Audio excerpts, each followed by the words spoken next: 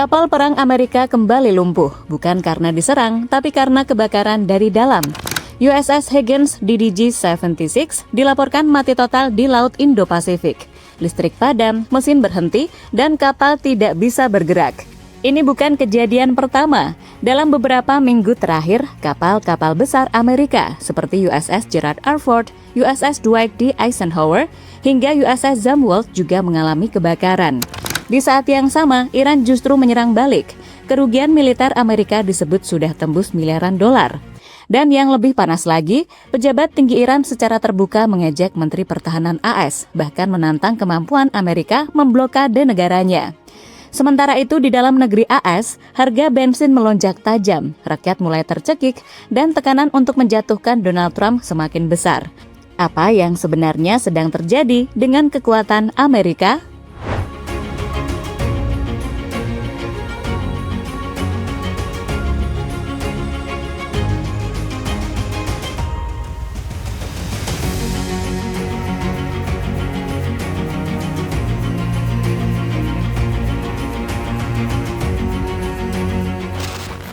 Kali ini yang bermasalah adalah USS Higgins. Kapal perusak utama Angkatan Laut Amerika ini mengalami kebakaran saat beroperasi di wilayah Indo-Pasifik. Menurut laporan CBS News, api berasal dari gangguan listrik di salah satu sistem generator. Dampaknya langsung terasa. Kapal kehilangan tenaga, listrik padam, dan benar-benar tidak bisa bergerak di laut. Meski pihak Angkatan Laut menyebut ini hanya electrical casualty dan api berhasil dipadamkan cepat, tapi banyak yang juga menyebut laundry fire, istilah sarkastik yang sering dipakai untuk insiden kapal perang AS yang aneh. Ada dugaan kapal diserang tapi ditutup-tutupi sebagai kebakaran internal. Tapi, fakta pentingnya tetap sama. Kapal tempur aktif milik AS sempat mati total di tengah operasi. Dan ini yang bikin situasinya semakin serius. Sejarawan maritim Sal Marcoliano mengungkap bahwa kejadian seperti ini bukan lagi satu kasus. Dalam beberapa waktu terakhir, kebakaran juga terjadi di sejumlah kapal besar lainnya. Mulai dari USS Gerald R. Ford yang sempat mengalami kebakaran hingga harus merapat, lalu USS Dwight D. Eisenhower yang juga mengalami insiden serupa saat perawatan. Dan bahkan kapal canggih USS Zumwalt di mana 3 awak dilaporkan terluka akibat kebakaran di dalam kapal menurut laporan Military Times. Marcoliano menegaskan kebakaran memang resiko yang selalu ada di kapal perang. Tapi ketika frekuensinya meningkat dalam waktu berdekatan, ini bukan lagi sekedar kebetulan, melainkan sinyal bahwa ada masalah yang lebih dalam. Sebagai perbandingan, kasus USS Benham Richard pada 2020 berakhir tragis. Kapal itu terbakar hebat saat perbaikan dan kerusakannya begitu parah, hingga akhirnya harus dibuang dari armada. Artinya, satu kebakaran saja bisa menghancurkan kapal bernilai miliaran dolar.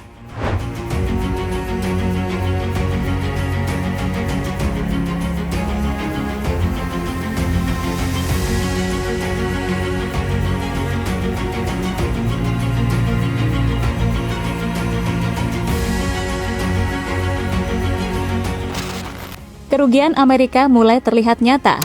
Menurut analisis Center for Strategic and International Studies yang dikutip dari Al Jazeera English, serangan rudal dan drone Iran telah menghancurkan aset militer AS senilai 2,3 hingga 2,8 miliar dolar. Yang terdampak bukan peralatan kecil, daftarnya termasuk jet tempur F-15, pesawat pengintai AWACS, drone MQ-9 Reaper, radar sistem THAAD, hingga pesawat tanker pengisian bahan bakar di udara. Bahkan sempat terjadi friendly fire.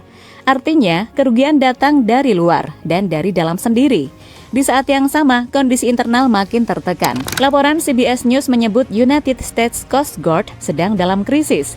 Lebih dari 300 juta dolar kewajiban belum dibayar, sekitar 6.000 tagihan utilitas menunggak. Dampaknya langsung terasa, listrik padam, air terputus, bahkan personel bekerja dalam gelap. Komandan Coast Guard, Kevin Landay, menggambarkan situasi ini secara gamblang. Ini seperti film horor, tapi benar-benar terjadi. Lebih parah lagi, sekitar 43% rumah dinas militer terancam pemutusan listrik karena tagihan belum dibayar. Sementara itu, para personel tetap dikirim ke zona konflik, termasuk ke Timur Tengah, meskipun ada ketidakpastian soal gaji mereka. Bahkan ada kasus anggota militer yang harus menjual aset pribadi atau berutang untuk tetap menjalankan tugas. Di sisi lain, latihan militer nasional mulai dibatalkan, dan kesiapan operasional disebut mulai terkikis. Ini menciptakan kontras yang tajam. Di luar negeri, Amerika terus terlibat konflik dan kehilangan aset miliaran dolar.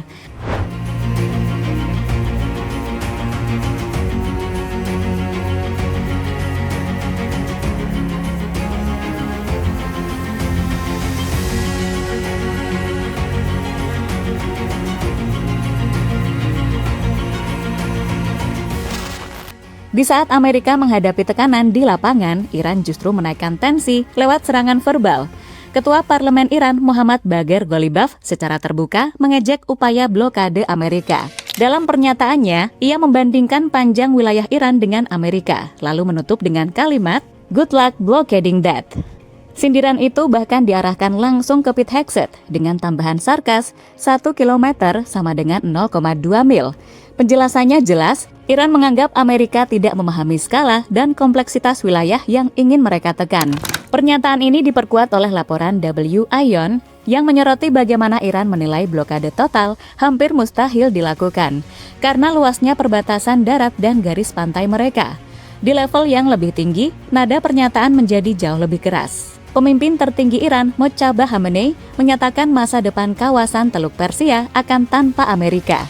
Menurut laporan ABC News dan Al Jazeera English, ia menegaskan bahwa kapal-kapal AS tidak punya tempat di kawasan tersebut. Bahkan ia menyebut secara implisit bahwa kehadiran asing di Teluk harus berakhir. Pernyataan ini bukan sekedar retorika. Iran juga menekankan kontrol strategis mereka atas Selat Hormuz, jalur vital yang dilalui sekitar 20% minyak dunia. Lalu, muncul pernyataan yang lebih halus, tapi tajam secara diplomatik. Menteri Luar Negeri Iran, Syed Abbas Araghchi, menyindir langsung Presiden Amerika. Ia mengatakan bahwa Presiden AS sudah menggunakan istilah yang benar, yaitu Persian Gulf, bukan versi yang disebutnya sebagai versi palsu Pentagon.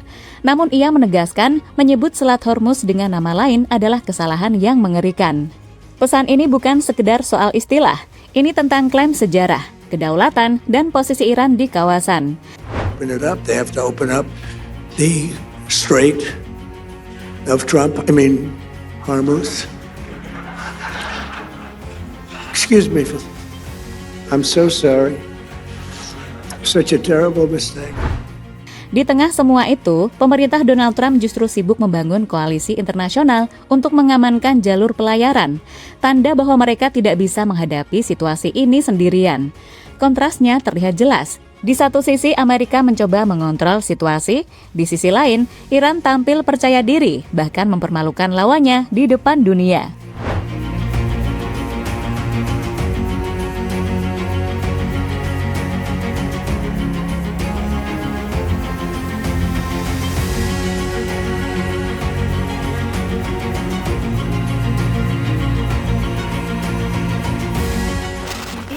The price for a gallon of regular shot up over $1 in just the last week. Michigan up 86 cents, Ohio spiking 80 cents. The national average for a gallon of regular is now $4.37, the highest since the war with Iran began. Tonight, the cost of the war with Iran surging fast and straining the budgets of American families and businesses.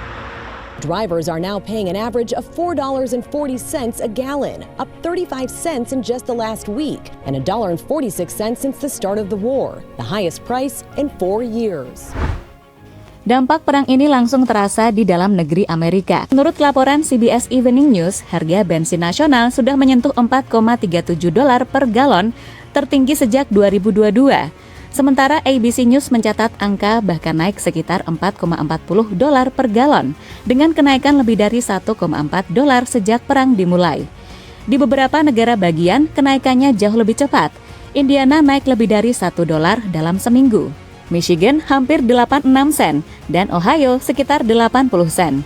Efeknya langsung menghantam masyarakat. Pengemudi transportasi seperti Uber dan Lyft mulai kehilangan margin keuntungan. Program sosial seperti pengantaran makanan untuk lansia terpaksa membatasi layanan karena biaya operasional melonjak.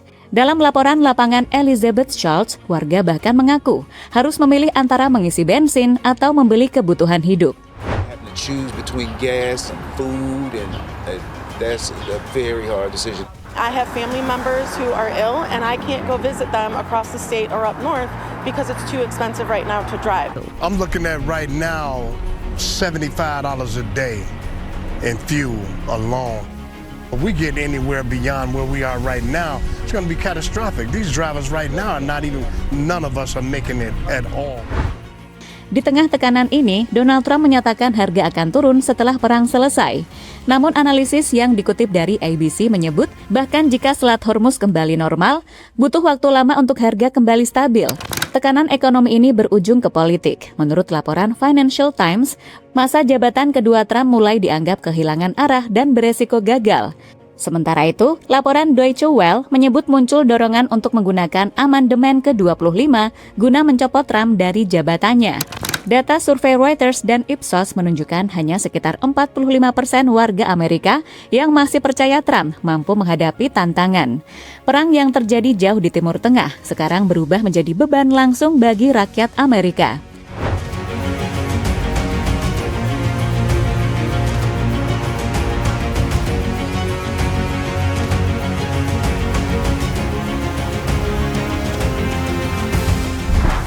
Kapal perang mulai bermasalah, aset miliaran dolar hilang, Iran semakin berani menantang.